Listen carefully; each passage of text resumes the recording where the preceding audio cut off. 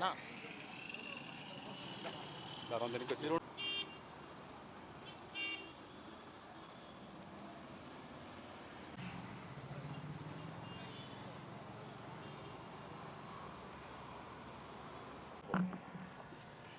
ఈరోజు రాష్ట్రంలో ప్రతి కష్టంలో కొట్టే కాలింగ్ బెల్ పేరు పవన్ కళ్యాణ్. ఆపదలో అడిగే సాయం, ఆపదలో తట్టే ప్రతి తలుపు పేరు పవన్ కళ్యాణ్. ఈరోజు చూసుకుంటే నెల్లూరు జిల్లాలోని గజ్జలవారిపల్లి గ్రామంలో కొంతమంది విద్యార్థులు మేము బురద రోడ్లో నడవలేకున్నాం పవన్ కళ్యాణ్ గారు అని అడగగానే విదిన్ ఎ డే ఒక్క రోజులో 68 లక్షల నిధులను మంజూరు చేసి 1.6 కిలోమీటర్ల రోడ్ని శాంక్షన్ చేశారు పవన్ కళ్యాణ్ గారు. అంతేకాకుండా మరుసటి రోజు పిఠాపురం నియోజకవర్గంలో 2 తల్లిదండ్రులు లేని అభాగ్యులు అనాథల పిల్లలు పవన్ కళ్యాణ్ గారు మమ్మల్ని ఆదుకోండి విన్నవించుకోగానే వితిన్ అవర్ ఒక్క గంటలో ఆయన వారిద్దరికీ నెల నెల పెన్షన్ లాగా 5,000 చొప్పున ఆల్రెడీ మా పవన్ కళ్యాణ్ గారు తన జీతాన్ని మొత్తం 42 మంది పేద విద్యార్థులకి పెన్షన్ లాగా ఒక్కొక్కరికి 5,000 పనిచేస్తూ ఉన్నారు. వీరి అభ్యర్థనతో వీళ్ళని కూడా వాటిలో చేర్చుకొని 5,000 వీళ్ళకి కూడా ఇవ్వాలని తలిచారు. అంతేకాకుండా ఇల్లు లేని వీళ్ళకి వెంటనే ఇల్లు శాంక్షన్ చేయడం జరిగింది. కలెక్టర్ దారితో ఉత్తర్వులు జారీ చేయించడం కూడా జరిగింది. వాళ్ళకి ఇంటి పట్టా ఇవ్వడం కూడా జరిగింది. అంతటి ఉదారత కలిగిన నాయకుడు, అంతటి నిబద్ధత కలిగిన నాయకుడు మా పవన్ కళ్యాణ్ గారు. అలాంటి నాయకుడు పవన్ కళ్యాణ్ గారిని, అలాంటి పార్టీ జనసేనని విమర్శిస్తూ గజరాజు ముందు గ్రామసింహం మురిగినట్టు రోజా మురుగుతూ ఉంది. ఒకసారి చూపిస్తాను మీకు.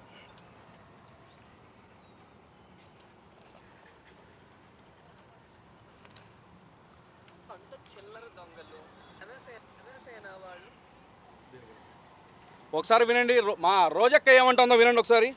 జనసేన వాళ్ళు అంత చిల్లర దొంగలు, జనసేన వాళ్ళు అంత చిల్లర దొంగలు. మేము దొంగిలించినాం, మీ బలుపును దొంగిలించినాం, మీ గెలుపును దొంగిలించినాం. We looted your power and we looted your pride. మీ అధికారాన్ని దొంగిలించినాం, మీ అహంకారాన్ని దొంగిలించాం రోజక్క. ఇంకోటి ఏందో అంటాను చూడండి ఒకసారి, ఒక్క నిమిషం.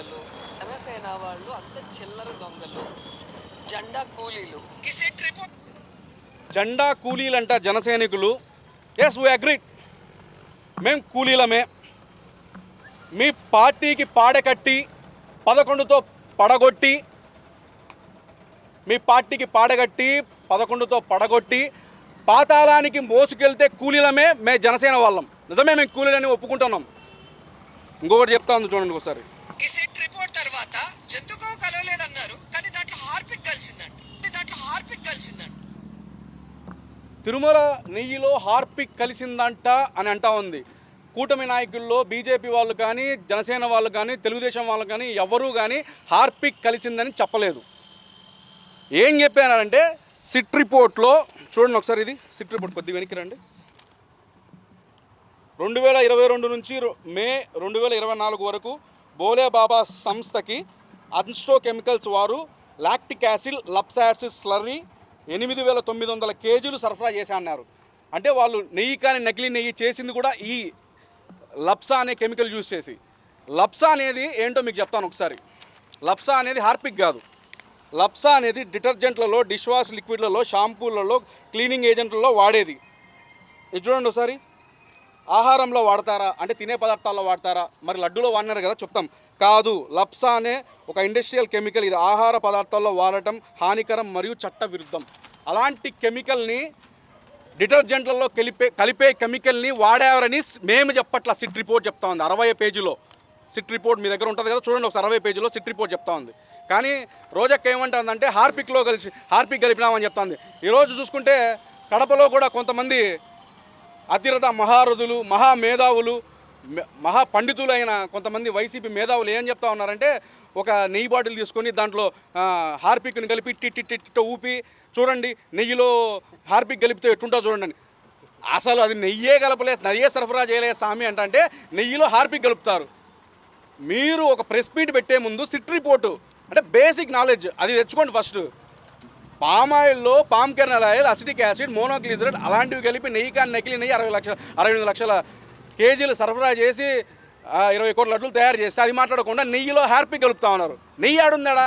పాలు లేకుండా వినవాడకుండా నెయ్యి ఆడుంది. సిట్ రిపోర్ట్ చెప్పింది, మేము చెప్పడంలా. అంతే. మా రోజెక్క ఇంకోసారి ఇంకోటి ఏదో అంటా ఉంది, ఒకసారి చూపిస్తాను మీకు. ఇది తప్పు చేయలేదు కాబట్టి ధైర్యంగా నిలబడ్డాడు. తాను తప్పు చేయలేదు అని ప్రూవ్ చేసుకున్నారు జగన్మోహన్ రెడ్డి గారు. ఆయన కాళ్ళు గడిగి చంద్రబాబు నాయుడు పవన్ కళ్యాణ్ నెత్తి మీద చల్లుకోవాలి. ఆయన కాళ్ళు గడిగి చంద్రబాబు నాయుడు పవన్ కళ్యాణ్ నెత్తి మీద చల్లుకోవాలి. జగన్మోహన్ రెడ్డి గారు తప్పు చేయలేదంట, నిరూపించుకున్నాడంట. జగన్మోహన్ రెడ్డి గారు కాళ్ళు కడిగి ఆ నీళ్లు చంద్రబాబు నాయుడు గారు పవన్ కళ్యాణ్ గారు నెత్తి మీద చల్లుకోవాలంట. రోజక్క ప్రెస్ మీట్ ముందుకొచ్చి సిట్ క్లీన్ చిట్ అని చెప్తే అది తప్పు ఒప్పైపోదక్క. క్లీన్ చిట్ ఇచ్చిందని క్లీన్ చీట్ చేస్తూ ఉన్నారు ఆంధ్ర ప్రజల్ని. నేను ఒకటే అడుగుతా ఉన్నా, మీ వైసీపీ అధినాయకుడు కానీ, వైసీపీ నాయకులు కానీ, వైసీపీ కార్యకర్తలు కానీ ఒక ప్రెస్ మీట్ పెట్టి సిట్ ఇచ్చిన రిపోర్ట్ చేత బట్టి సిట్ రిపోర్ట్ని ఇలా చూపిస్తూ మా హయాంలో, మా వైసీపీ 5 ఏళ్ల హయాంలో తిరుమల నెయ్యి కల్తీ కాలేదు అని చెప్పగలరా? అసిటిక్ యాసిడ్, మోనోగ్లిజరైడ్, పామ్ ఆయిల్లో palm kernel oil, acetic acid, monoglyceride లాంటి కెమికల్స్తో నెయ్యి కలుషితం కాలేదు అని చెప్పగలరా? 68 లక్షల కేజీల నెయ్యి కానీ నకిలీ నెయ్యి సరఫరా చేయలేదు అని చెప్పగలరా? ఆ నకిలీ నెయ్యితో 20 కోట్ల లడ్డూలు తయారు చేయలేదు అని చెప్పగలరా? ఆ 20 కోట్ల లడ్డూల్ని కోట్ల మంది హిందువులకు తినిపించి 100 కోట్ల హిందువుల మనోభావాలు దెబ్బతీయలేదు అని చెప్పగలరా? ఈ మీడియా ముఖంగా నేను ప్రతి ఒక్క వైసీపీ నాయకుడిని, వైసీపీ కార్యకర్తని దమ్ముగా ధైర్యంగా అడుగుతా ఉన్నా, నిజంగా మీరు సిట్ రిపోర్ట్ చూపిస్తూ మా నెయ్యిలో, తిరుమల నెయ్యిలో కల్తీ జరగలేదని చెప్పగలరా? కాబట్టి రోజక్క, నీకు అంత ఆశగా ఉంటే మీ జగనన్న కాళ్ళు నువ్వు కడిగి మీ ఇంటి సింటెక్స్లో ఆ నీళ్ళను కలిపి రోజు సంవత్సరం పొడుగునా నువ్వు చల్లుకో. అంతేగాని మా ముఖ్యమంత్రి చంద్రబాబు నాయుడు గారిని కానీ, ఉప ముఖ్యమంత్రి పవన్ కళ్యాణ్ గారిని కానీ, మా ముఖ్యమంత్రి చంద్రబాబు నాయుడు గారిని కానీ, ఉప ముఖ్యమంత్రి పవన్ కళ్యాణ్ గారు కానీ, మంత్రి నారా లోకేష్ గారిని కానీ తప్పుడు వ్యాఖ్యలు చేసినావంటే మా చెప్పు సైజు మీ చంప మీద ఖచ్చితంగా సప్లై చేస్తామని తెలియజేస్తా ఉన్నా. ఈరోజు మీరు అంటా ఉన్నారు జనసేన వాళ్ళు దొంగలు అని చెప్తా ఉన్నారు. మీలాగా మద్యపాన నిషేధం పేరుతో కల్తీ మద్యాన్ని నమ్మి మహిళల మంగళసూత్రాలను మేము దొంగిలించలా. మీలాగా ప్రతి సంవత్సరం జాబ్ క్యాలెండర్ ఇస్తామని చెప్పి యువత భవిష్యత్తును మేము దొంగిలించలా. మీలాగా సిపిఎస్ రద్దు చేస్తామని చెప్పి ఉద్యోగస్తుల నమ్మకాన్ని మేము దొంగిలించలా. మీలాగా అమరావతిని కడతామని చెప్పి రైతుల కష్టాన్ని మేము దొంగిలించలా. మీలాగా 3 రాజధానులు నిర్మిస్తానని చెప్పి 5 కోట్ల ఆంధ్రుల ఆత్మగౌరవాన్ని మేము దొంగిలించలా.